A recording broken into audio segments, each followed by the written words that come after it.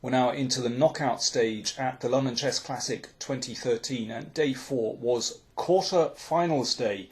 Let's get straight in and look at the first game, first matchup between Nigel Short, very, very experienced English Grandmaster, former world title challenger, against Hikaru Nakamura, much younger, 26 years old, and a real rapid play specialist.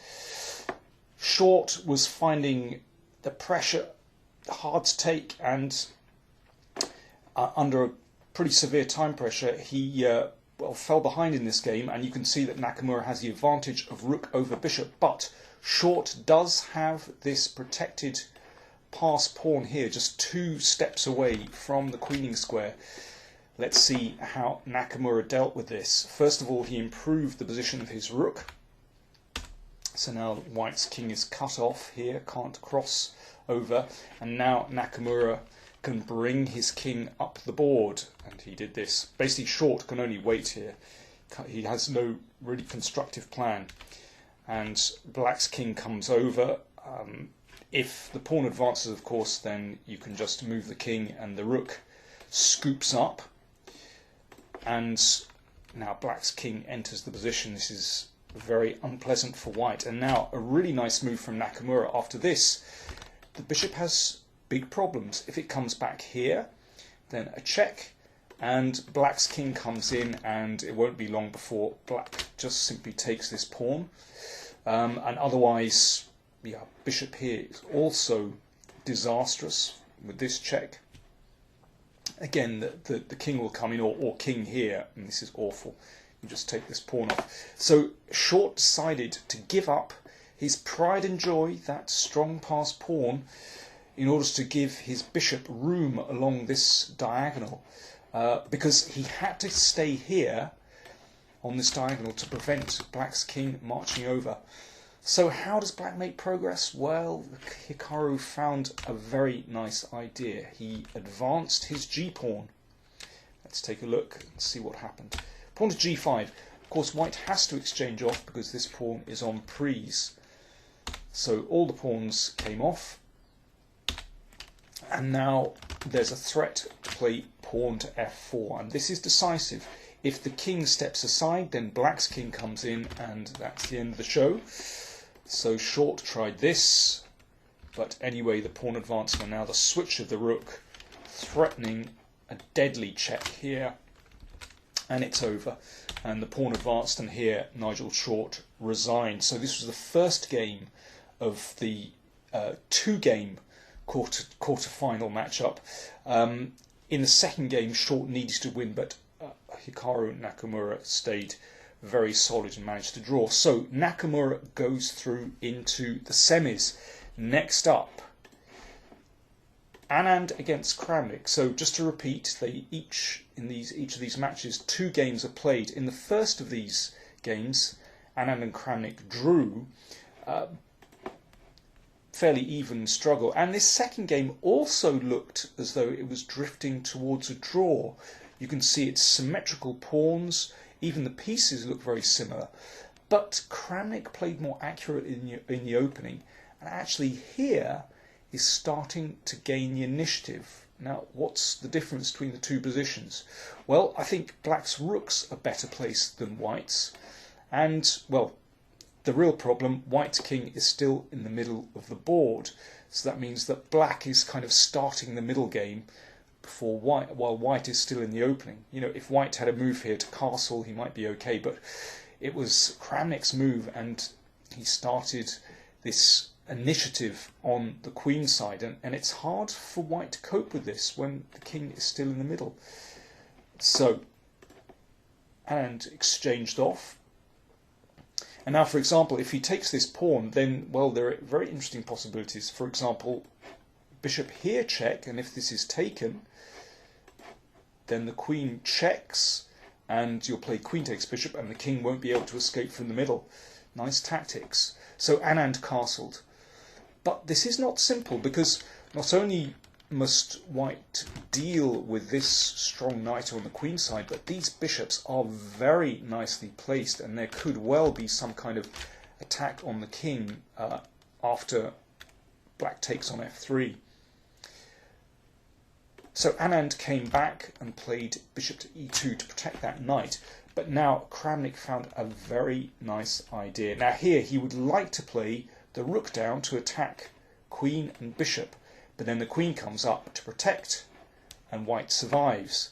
But Kramnik found this move very strong indeed. So now black has two threats. One, simply take this pawn off with a deadly pass pawn. And the other threat, the one we've just seen, rook here, winning a piece. There is no satisfactory defence for white. Anand could only take here and give up a piece, and a couple of moves later, Kramnik won. Anand resigned. So the former world champion has been knocked out. Vladimir Kramnik goes through to the semis. Okay, next up we have the encounter between Peter Svidler and Michael Adams. In the two games, Adams won the first very smoothly. Svidler hit back and won the second, so they went into a tiebreak. Two more games, but with a shorter time limit, just 10 minutes on the clock each, with 10 minutes added per move. Adams won the first after a terrible blunder by Svidler, so they went into this second tiebreak game with Svidler in a must-win situation. A draw would take Adams through. All orthodox till here. Svidler played this queen move, little bit strange, and Adams exploited that by advancing the pawn. Now here I would expect white to play like a Benoni with d3 and then maybe e3, but instead Svidler, well, he was feeling obviously in a very creative move, but he advanced this pawn here. But this looks very odd to me. Adams continued very classically advancing through the middle, and also this manoeuvre with the knight looks very strange indeed. I mean, look at these pieces here. Anand continued playing through the middle, and already this is very pleasant indeed for black. White's queen is somewhat embarrassed here, actually. I mean, you can see, for example, if the pawn comes here, then suddenly the queen is being kicked all over the place. This is dreadful.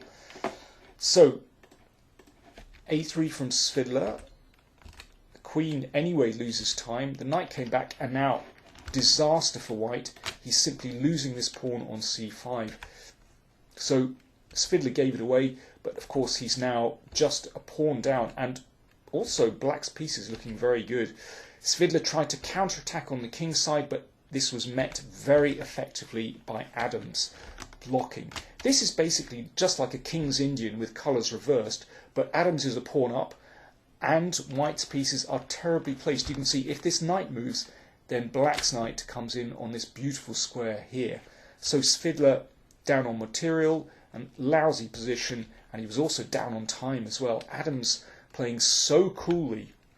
He has such a lot of experience in rapid chess. And now the knight came in. I mean, Svidler has to try and free himself, but this is a disaster. And Adams exchanged, and now simply took the bishop off because the bishop was protecting this pawn, and that's pawn number 2. And in this position, 2 pawns down and down on time as well, Svidler decided enough was enough, and he actually resigned the game. Now, a bit premature, but frankly, I don't blame him. He was completely demoralised after losing the first tiebreak game and after such a dreadful opening, and he just had enough. And very generously congratulated Adams, and so Michael Adams goes through to the semis. Okay, the remaining quarter-final matchup we had Fabiano Caruana, I think the youngest competitor in the competition, 21 years old, and top 10 in the world, very strong player, against Boris Gelfand, very experienced grandmaster, 45 years old, world title challenger, of course, against Vishy Anand. But a very experienced rapid play player. In their first game, well, sorry, I should say they drew their first 2 games, so they also went into the tiebreak. And in the first tiebreak game, this happened. It's a roughly level position. For example, Caruana with white, if he exchanges here, takes a bit of pressure off his position and plays here, and defends this pawn, although Gelfand's queen is in a strong position.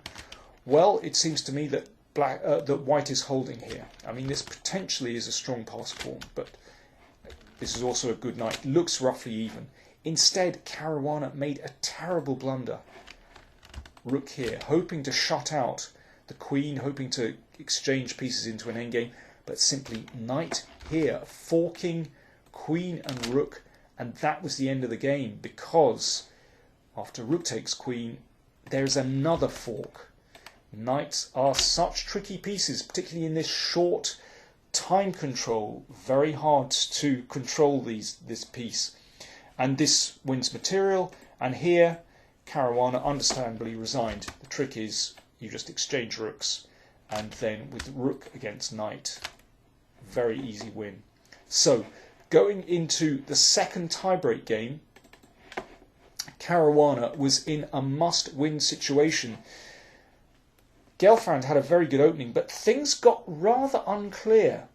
Gelfand with white here, and you can see that white's king is starting to open up a little bit. This bishop, well, quite well stationed, shutting out the rooks. Maybe black's best is to just kind of line up against the king here and maybe just give the king some room round here. Now this is black's problem. The king is not in such a great position, and Karamaneh, well, he showed his inexperience here.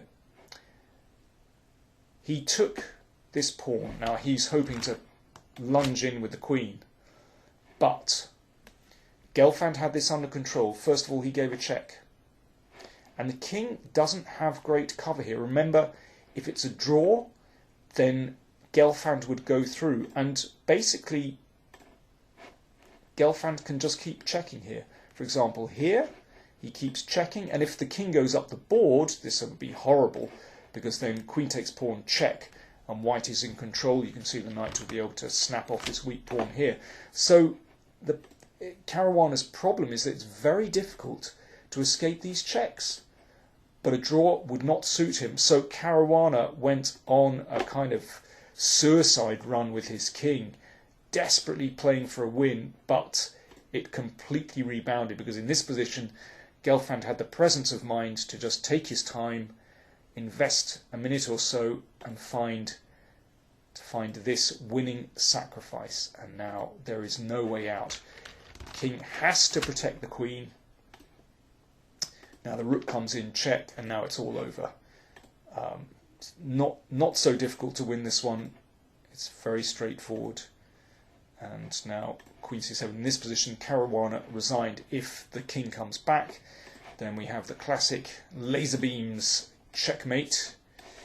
And if the queen goes in the way, then rook d7 just wins the queen. So Boris Gelfand goes through to the semis. So we have the semi-final matchups of Vladimir Kramnik playing Hikaru Nakamura. Now that's a big one. That's a big matchup.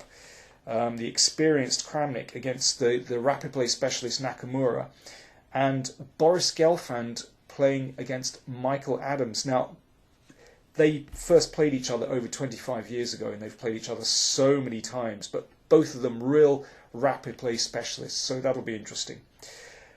Do join me tomorrow, where I'll give you a report on the final day of the London Chess Classic. Thank you for watching.